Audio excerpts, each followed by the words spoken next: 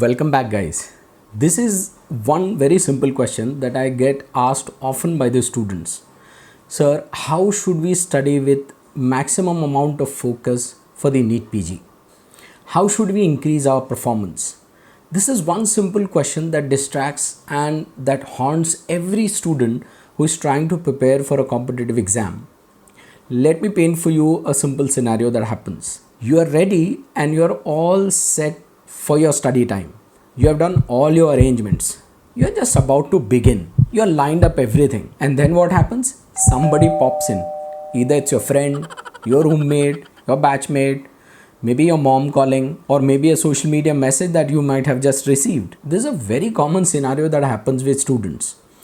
Here in this video, we'll try to discuss and we'll try to understand how to study with maximum focus. And we will see and make sure that once we are all set, how we can make it sure that nothing distracts you. A few days back, I came across a very good concept written by one of the great authors, that is Cal Newport. Cal Newport, in his deep work, he gives us this equation and tells us about high quality work produced. So according to him, high quality work produced is equal to time spent multiplied by the intensity of focus. Now obviously we all know that we have limited amount of time in 24 hours. There is a capping to how much time we can spend with books or studying something. So there will always be a capping limit to time. But how to increase the performance? To increase the performance, there is one very important thing. If you increase it, it will multiply into high quality of work produced, and that is your intensity of focus. If you increase the intensity of focus, obviously the high quality of work that you produce will automatically increase. Here we will try to discuss how to do a focus task and try and understand what can be the tips for it.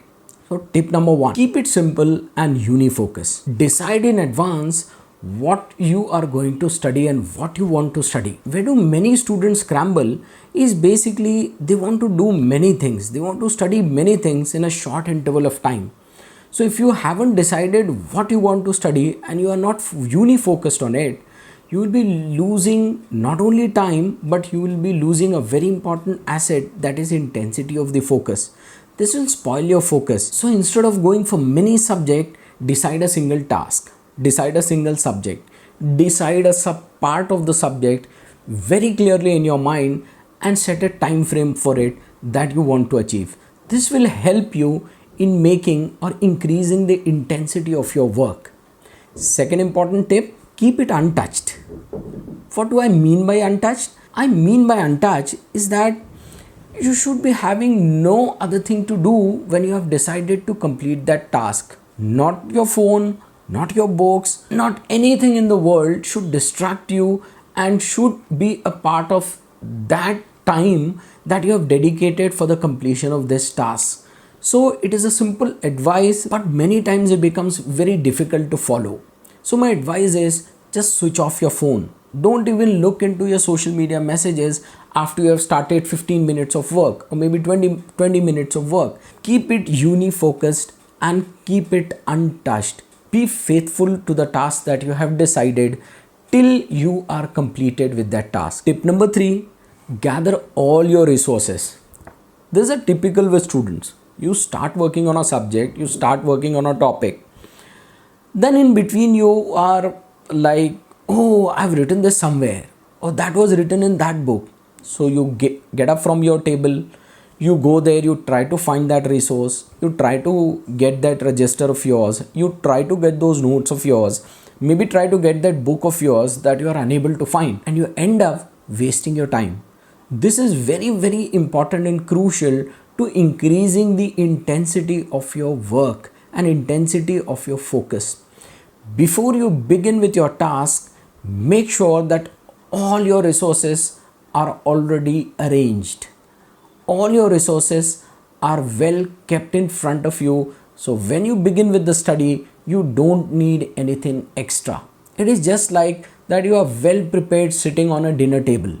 So you have your glass of water, you have all the food that you want to eat, you have everything in front of you. Now you can comfortably eat. It is just not like you have taken just one chapati and you have started eating your food, it's very tasty, you are all engrossed into the food, and suddenly your chapati is finished.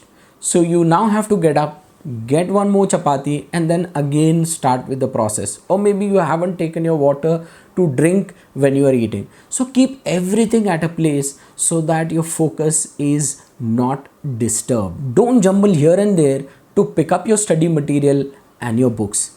This will increase the intensity of your focus. Tip number 4, decide properly your strategy. What I mean by that, guys, is that you should be very clear about what you want to study.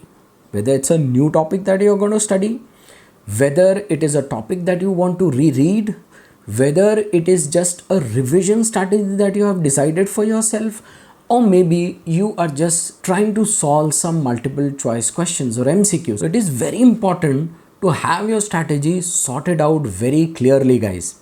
Because if you are going to jumble here and there, trying to study new topic at some time, then after 15 minutes shifting on to MCQs, then after 15 minutes trying to add up a new add-on topic, you will jumble yourself out. So the fourth important strategy is make a crystal clear impression in your mind as to what you want to study. A newer topic, a solving of an MCQ requires different time slots and intervals, requires a different kind of an approach. So you should be very clear as to what you want to achieve in this small period of time. Obviously, the last strategy that we have is time itself. One has to understand that we have to complete a task in a given time period. So always set a time period for the completion of that task. The more condensed the time period, the more it will enthuse you, the more it will propel you, the more it will be acting as a motivator for the completion of that task. You can use different method for setting up your time, like the commonly used Pomodoro technique, where you have 25 minutes of focus, then you take a break, then you again add up a 25 minutes of focus, then you take a break. But what I say, guys, is that not only you can choose Pomodoro style of work, but you can add up one more thing to it. What I feel is our mind or our brain is just like an iron. When you want to press your clothes with the iron, you switch on the button. Once you switch it on, it takes some time for the iron to get hot. But once it is hot, you can press many clothes in a very short period of time. So our brain is just like that. The brain has certain inertia. Our mind, body, emotion and everything has certain inertia. So in the initial phase of the period, when you sit to study, your body, your mind will give you some inertia. But over a period of time, our brain gets acquainted to the study material that you are using, the end goal that you want to achieve, and it tries moving faster and faster towards that. It is just like rain falling. So whenever there is a rainfall, it starts with 1 or 2 drops falling here and there, and then it starts pouring down slowly and gradually, and suddenly you see that it pours down like heavy rain, cats and dogs raining. So our brain is like that. The focus mechanism of our brain is like that.